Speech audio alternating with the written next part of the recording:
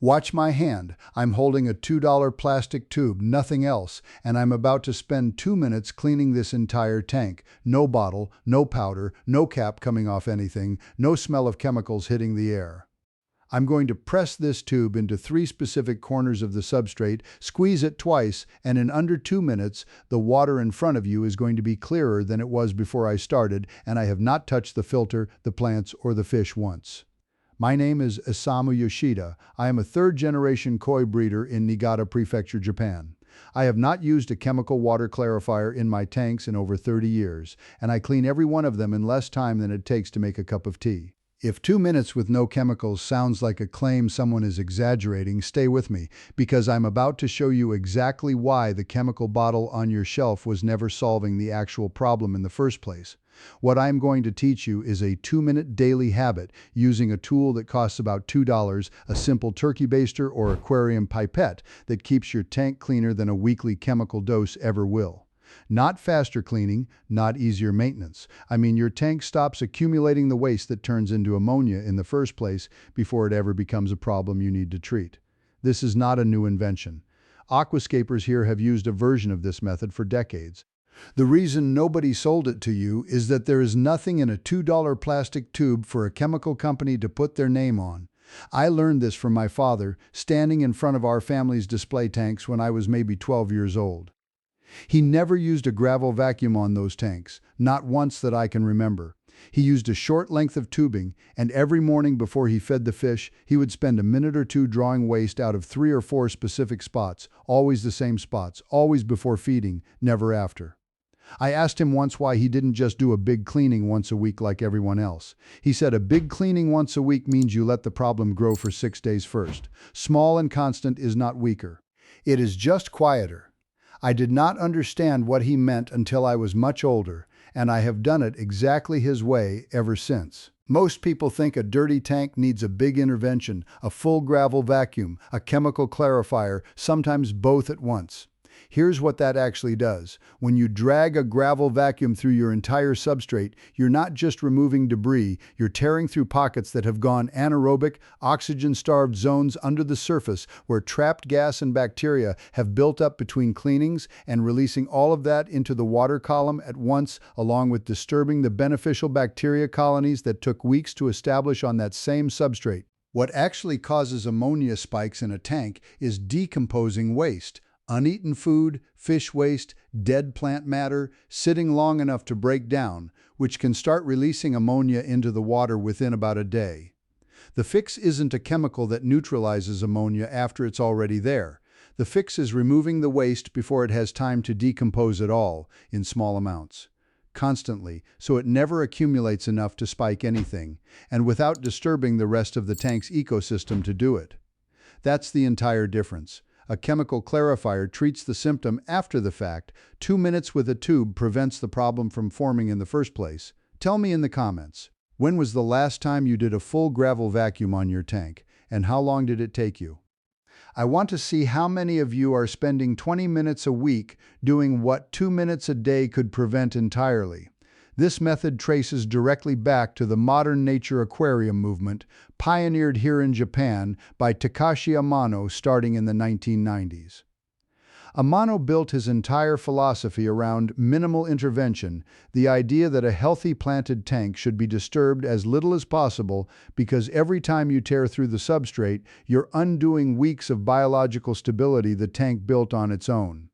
His method relied on small, targeted, frequent maintenance instead of large, disruptive cleanings, and it's the same principle my father was already using in our family's tanks before Amano's work ever reached the wider hobby. It took the West decades to catch up to something that was already standard practice in serious Japanese aquascaping circles: precise, minimal, constant, instead of big and disruptive. The market for aquarium water treatment products, conditioners, clarifiers, ammonia removers, is estimated at somewhere around $1.8 to $2 billion a year in the United States alone, and it's projected to keep growing.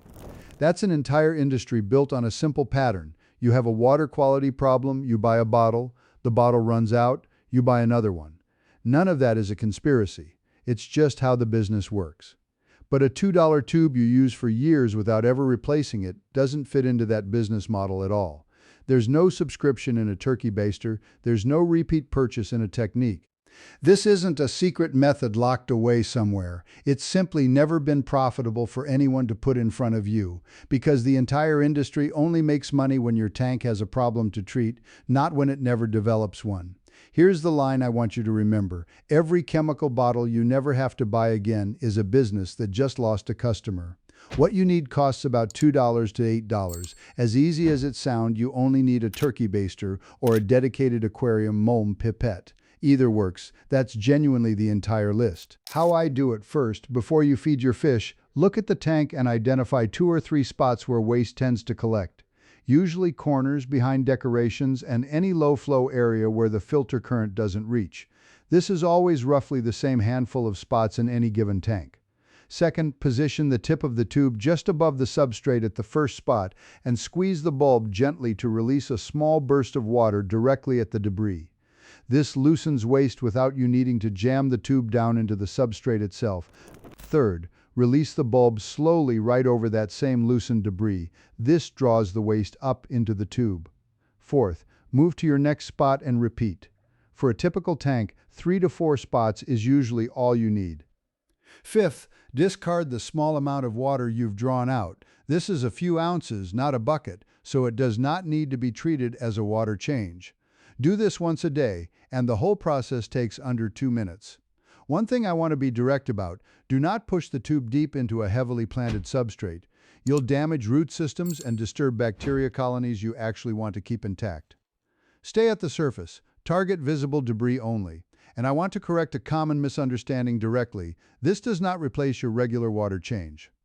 This is what happens between water changes. It's the reason your water stays clear and stable in between, not a substitute for managing nitrates over time. By day 3 of doing this daily, you'll notice visibly less debris accumulating between sessions.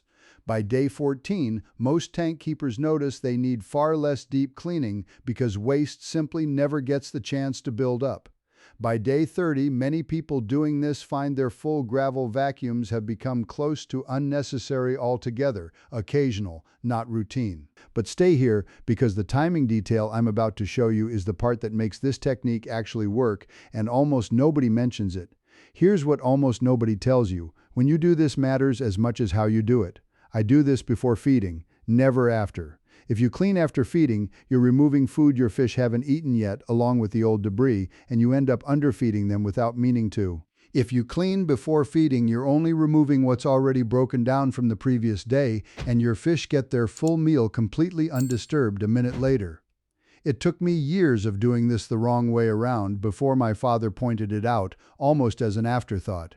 He said, "You've been cleaning up yesterday's mess and today's meal at the same time." That one change in timing was the difference between this method working well and working perfectly. You didn't lose access to this knowledge because it stopped working. You lost access to it because there's no bottle to sell you in a 2-minute habit. So nobody with something to sell ever brought it up. Tell me one thing in the comments. How many different water clarifier or conditioner bottles do you currently have on your shelf right now? Give me the actual number. Share this with one person you know who's still doing a full tank teardown every single week. Subscribe, not because I need the number to go up, but because what we're doing on this channel matters beyond one video. We're pulling knowledge back into the daylight that was never hidden, just never worth marketing to you.